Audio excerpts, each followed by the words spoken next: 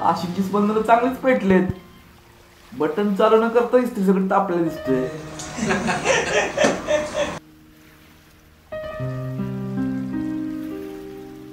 इकडं तर सॉलिड जुळाजुळी चालू आहे. 1/4 शिवाय भावाला काही येतच नाही.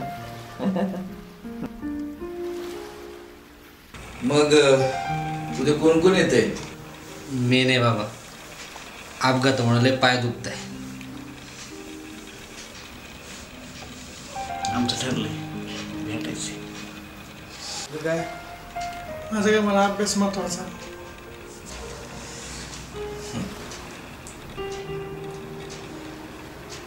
पण मला जायला लागतंय. जायला लागतं. अरे ज्यांनी माझं भविष्य जाणलं होतं, ज्यांच्यामुळे आज माझा रुबाब आहे, ज्यांच्यामुळे मी ताठ मानेनं जगतोय, त्यांच्याकडे उपकाराची परतफेड करायला जायला लागतं.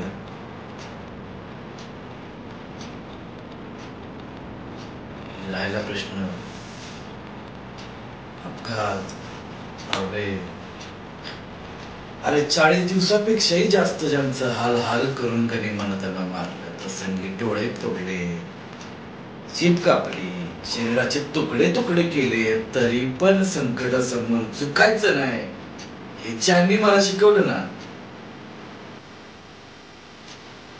त्यांच्या समोर नतमस्तक व्हाया जायला लागतं. आपल्या पित्याची स्वप्न कशी पूर्ण करायची, इथं छत्रपती शिवाजी महाराज यांची स्वप्न कशी पूर्ण करायची, त्यांच्या विचारावरती आदर्शावरती कसं चालायचं हे ज्यांनी मला शिकवलं ना, त्या छत्रपती शंभूराजेंच्या समोर नतमस्तक व्हायला त्या ओळखपुरापूरला मला चांगलं लागतं. बाबा मीटिंग कर, तू सेटिंग कर, तू बसल्या बसल्या डेटिंग कर,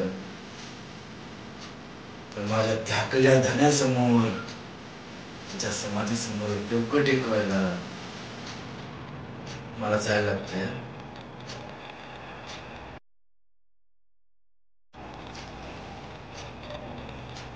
जय शिवराय,